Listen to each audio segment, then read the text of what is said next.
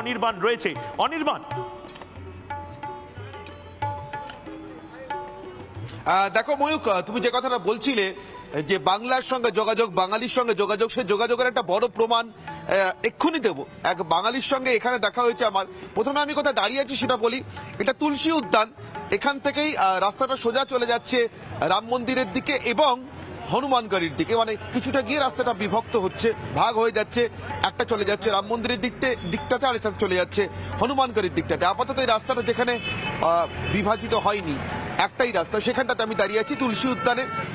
আমার ঠিক সোজা আমার পিছন দিকে যেদিক থেকে আমরা এসেছি সেটাই হচ্ছে মূল তোরণটা, যে তোরণটার ছবি গতকাল আপনাদের দেখিয়েছি। হরধনুর আকারে যে তোরণ সাজানো হয়েছে, এবং আমরা সোজা চলে যাবো। অর্থাৎ আমার ভিডিও জার্নালিস্ট রজনী এখন যেখান থেকে দাঁড়িয়ে আবার ছবি করছে, আমার ঠিক উল্টো দিকটা, আমি সোজা তাকালে যেদিকে দেখতে পাচ্ছি সেদিকটা চলে যাচ্ছে সোজা রাম মন্দির এবং হনুমানগড়ির দিকে। আমার সঙ্গে যিনি দাঁড়িয়ে আছেন তার পরিচয় দিই। বাংলা থেকে এসছেন অবশ্যই। নাম? নমস্কার। নমস্কার, আমার নাম মনোজিৎ সূত্রধর। মঞ্জু সূত্রধর। কোথা থেকে এসছেন? আমি এসেছি আপনার কলকাতা থেকে। কলকাতা থেকে? ওঙ্কারনাথ মহামিলন মঠ থেকে। অর্থাৎ বরানগর। বরানগর, হ্যাঁ। কতদিন আছেন এখানে? এখানে আমরা আছি 26 তারিখ পর্যন্ত। 26 তারিখ পর্যন্ত। এসছেন কবে? এসছি আমরা গত পরশুদিন। গত পরশু এসছেন। আপনারা হয়তো দেখেছেন, হ্যাঁ। আমাদের ওঙ্কারনাথ মিশন থেকে একটা রথ বেরিয়েছিল, রামরথ। সে রথ আমরা দক্ষিণবঙ্গ হয়ে উত্তরবঙ্গ কভার করে আমরা এসে পৌঁছেছি অযোধ্যা। যেদিন আপনাদের রথ বেরিয়েছিল সেদিন তো আপনারা কভারও করেছিলেন রিপাবলিক বাংলা। ছিলেন, আমরা ছিলেন অবশ্যই। রামকৃষ্ণ ছিলেন আমাদের তরফ থেকে, রামকৃষ্ণ সিনহা। হ্যাঁ হ্যাঁ, আমাদেরই প্রতিনিধি। অবশ্যই ছিলেন। তো সেই রথের খবর আমরা করেছিলাম। সেই রথের সমারোহ, মানে সেই রথের সঙ্গেই আপনারা চলে এসেছেন এই পর্যন্ত।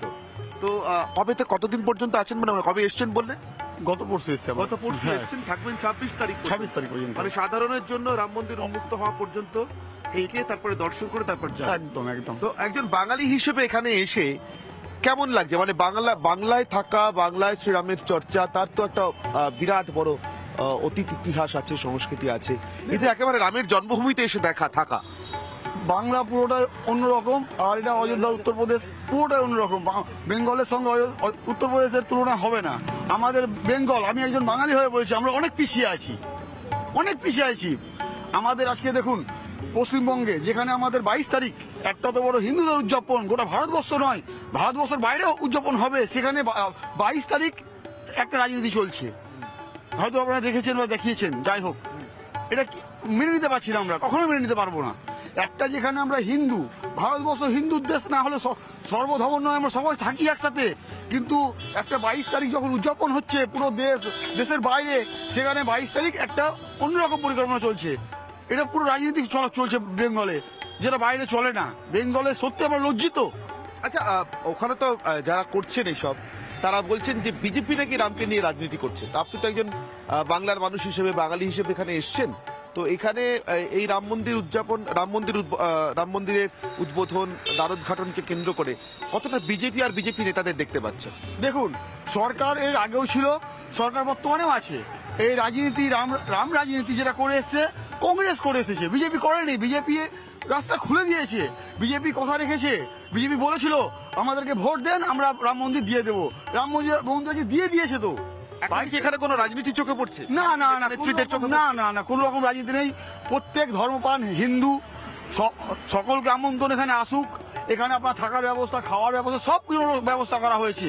কোন রকম যে বলছে মন্দির হয়ে গেলে নাকি আপনার শিক্ষা কই, খাদ্য কই। আরে বাবা, বাংলায় যাদের খাদ্য নেই এখানে চলে আসুক, এখানে এসে ভিক্ষা করুক মন্দিরের সামনে বসে।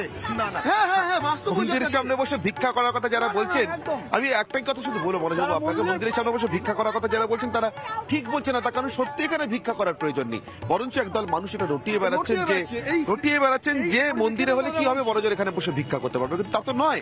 কি করতে পারছে ময়ূক, সেটা তুমি আর আমি গতকাল এবং স্বর্ণালী আমরা তিনজনে মিলে দেখিয়েছি মানুষকে যে আসলে কত রকম ভাবে অন্য সংস্থান হচ্ছে, এবং সেটা কেউ দয়ার উপর দাঁড়িয়ে করছেন না, কারোর দয়ার উপর দাঁড়িয়ে হচ্ছে না, স্বাভাবিকভাবে হচ্ছে, প্রাকৃতিক নিয়মে হচ্ছে। একসময় বলা হতো আমাদের এই তীর্থক্ষেত্রগুলোই ছিল ভারতের আসল ব্যাংক, আসল বাণিজ্য কেন্দ্র। তার কারণ এই তীর্থক্ষেত্রেই সবাই সমবেত হতেন, বিদেশিরা আসতেন, পর্যটকরা আসতেন, এমনকি ব্যবসায়ীরা বা বণিকরাও আসতেন। আর তীর্থক্ষেত্রকে কেন্দ্র করেই কিন্তু আমাদের ব্যবসা চলতো, আমাদের পর্যটন চলতো, আমাদের লেনাদেনা চলতো। লেনাদেনা মানে শুধু আর্থিক নয়, সাংস্কৃতিক লেনাদেনাও চলতো। অযোধ্যা, ময়ূক, আমি গতকাল থেকে যেটা বলছি, সেই সাংস্কৃতিক লেনাদেনার, বাণিজ্যিক লেনাদেনার এবং অবশ্যই মানুষের অন্ন বস্ত্রের স্বপ্ন পূরণেরও একটা বিরাট বড় কেন্দ্র হয়ে উঠছে। আমি এই তুলসী উদ্যানের সামনে দাঁড়িয়ে, এটা মূলত ভেষজ উদ্যান, এখানে চিকিৎসার জন্য মানুষ আসতেন এবং ভবিষ্যতে হয়তো আরো বেশি করে আসবেন।